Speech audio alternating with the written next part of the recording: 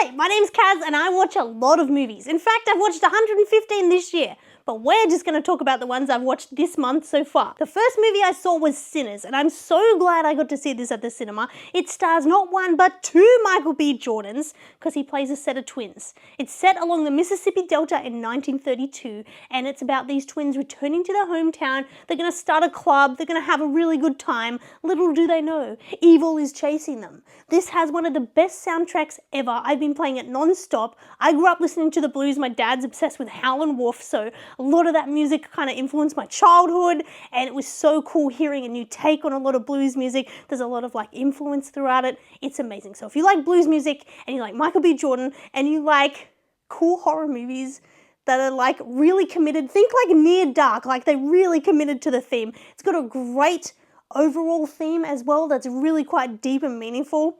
Stunning film, 5 out of 5. As good as Sinners was, it's not as good as Perfect Days. They're both 5 out of 5s, but I enjoyed this movie so much. I've been waiting to see this for so long. It's all about a guy called Hirayama who lives in Tokyo, Japan, and his job is cleaning bathrooms around the city. If you enjoy Japanese toilets, right? Because it's a whole thing in Japan, and I'm not talking about the toilets that squirt water, we all know that, but if you enjoy really cool architecture, it's like all these amazing buildings that just hold toilets, you're going to love this. You're also going to love it because it's just a beautiful story about a quiet life that this guy leads. And every day, kind of like a groundhog effect, you wake up and you follow him throughout his day. And these tiny little nuances that happen to him and change his world. It's the most beautiful film. I cried like 1,000,000 times watching it. And when we go to Tokyo next month, I'm hoping we can visit not only the cool toilets that this guy goes and cleans every day, but you can actually go and see his house where he lives. So let's make this dream come true. If you love quiet, slow movies, you'll love Perfect Days. We're working through the piles of VHS behind me at the moment, and one that we haven't watched in a long time is Mad Monster Party. This is a stop-motion animated film from the 1960s, and it's a little bit hit and miss for me.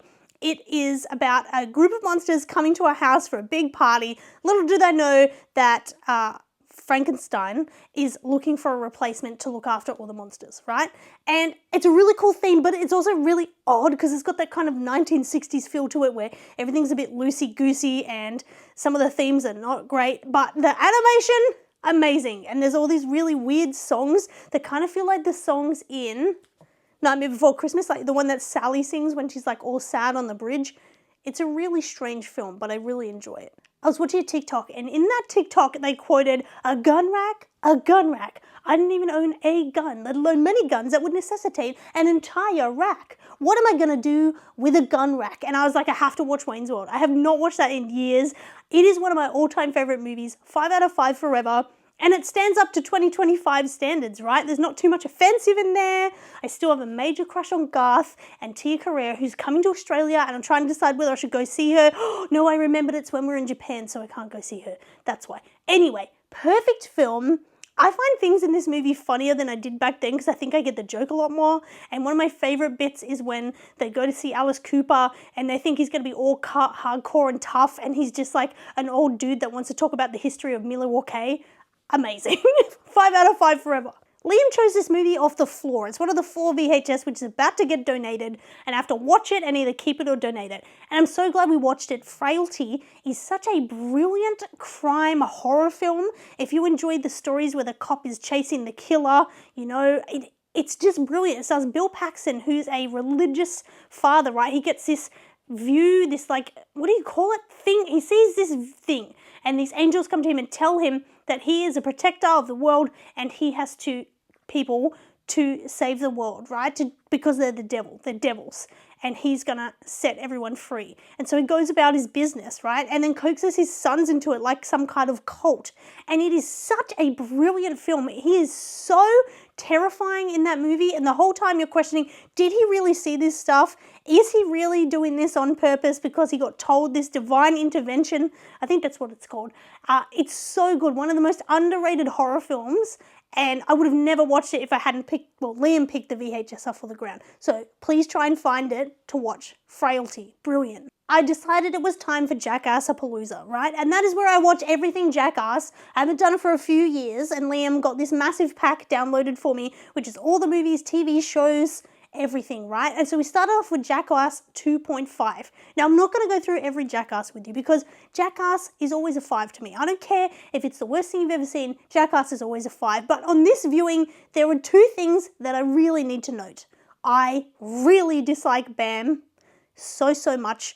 The first thing we watched in the pack was MTV Cribs, right? And I always dislike Bam, but in MTV Cribs, he's talking to his dad, showing his dad's office, and there's a picture of Muhammad Ali on the wall, and he says, oh, Muhammad Ali is a boxer, and then starts punching his dad for no reason. And it was at this moment that I had a visceral reaction of hate. I just hate Bam. He's a horrible person who's mean to everyone, and none of his skits are good, right? And he's a mediocre skater. I'm saying it, right? So, I dislike Bam. And then I found every time Bam was on screen, it was very distracting. The other thing I realized while watching all the Jackass movies is that I almost enjoy the 0.5s more than the mains, because the 0.5s gives you the behind the scenes. It's got them sitting in a chair, explaining skits, how things went wrong, how they interacted with each other, whereas the main Jackass movies, 1, 2, 3D, they're just doing the skits. There's no background. So that's what I've discovered on Jackassathon 2025, that 0.5s are better than the 5s, and Bam is a horrible person. Sweet Home Alabama. I used to love this movie. I hide it all the time. And I think it's because I had a crush on Reese, right? And that hair is so iconic 2000s hair with that little flick. I even cut my hair back in the day to look like that, but it was brown, so it didn't look as cool. Anyway, Sweet Home Alabama is about a woman who is in New York living her life being a fashion designer, and she meets the love of her life. This guy wants to marry her. It turns out she's already married, and she's got to go back to her hometown in Alabama and try and divorce this guy, right? She hasn't seen this guy in 7 years, okay? And I'm going to ruin the movie. I'm sorry, but I need to say, why in the hell did she choose that dude, the dude she was married to, over the dude back in New York? Because that dude's providing for her, respectful of her, wants her career to build, absolutely loves her, has good political beliefs from what I can tell, and she wants to go back to this guy who's just horrid. Stopped her from getting divorced for 7 years, manipulates her, has horrible beliefs from what I can tell. What the heck? This movie gets a 1.5 only because of her hair. That's it. Oh, and the clothes. There's like a lot of good 2000s fashion. That's it. That's a horrible film. Steel is based on a comic book from DC Comics. I've never watched it. It was another flaw VHS we had to watch or get rid of. Liam loved it. He gave it a 4, I think, and said it was charming and it had heart, whereas I gave it a 2. All right, Shaquille O'Neal, he's not the best actor, but the thing that really lets that movie down is that costume of Steel, okay? Because it is so distracting, and it would be totally fine if they cut it off here, right?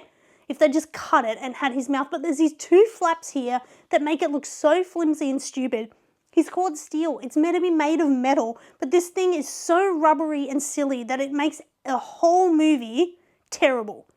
The movie's terrible anyway. Everyone does a terrible job, but I usually like cheesy movies, but this one, no. It's not for me.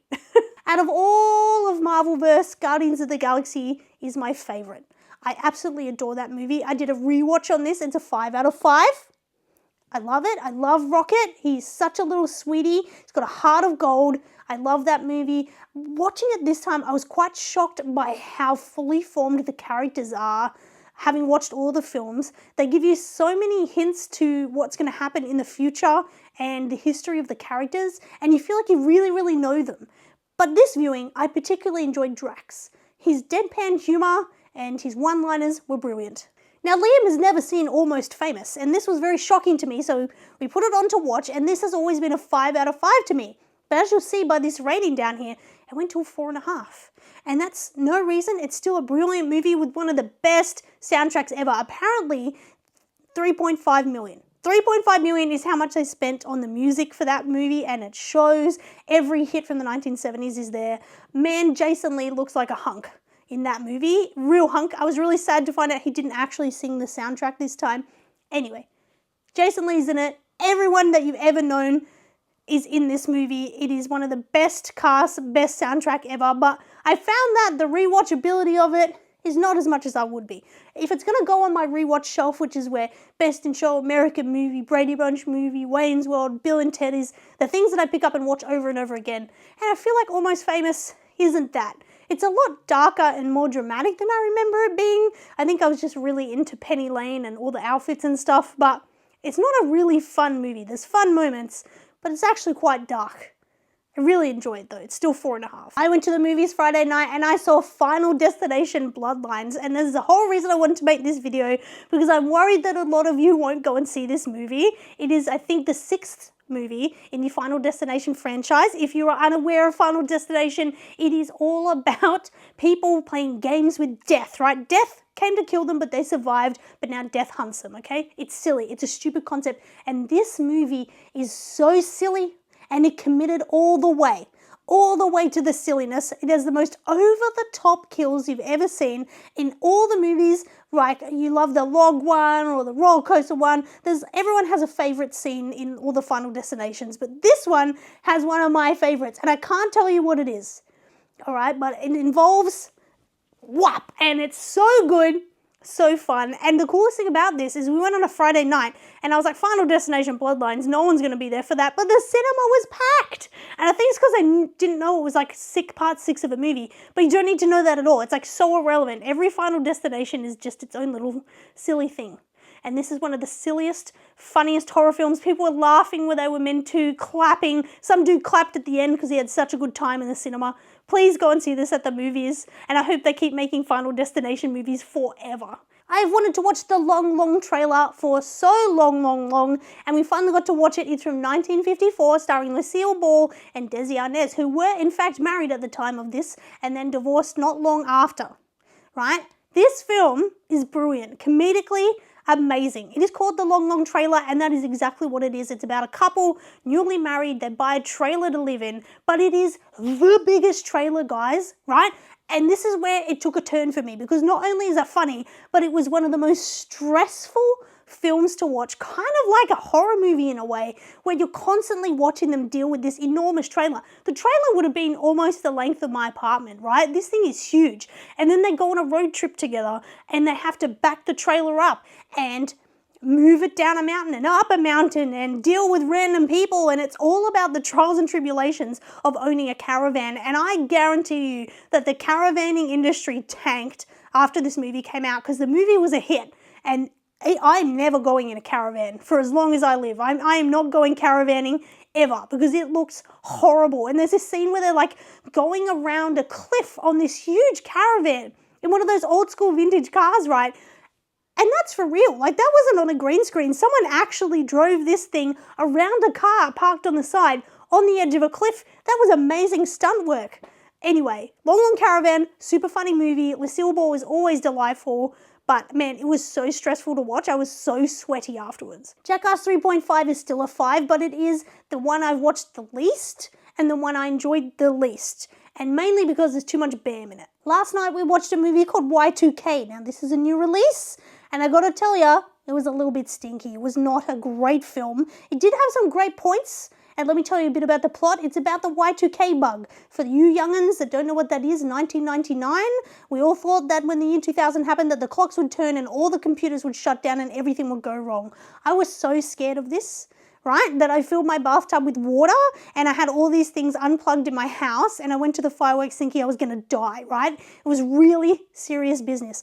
And this movie is all about that exact moment where it clicks over, but then they actually turn into robot machines and attack people, right? It's a really fun concept, but it's just so terribly made. The soundtrack is literally the playlist I play at work every day of my life. If you ever come to my work, you will hear that exact soundtrack.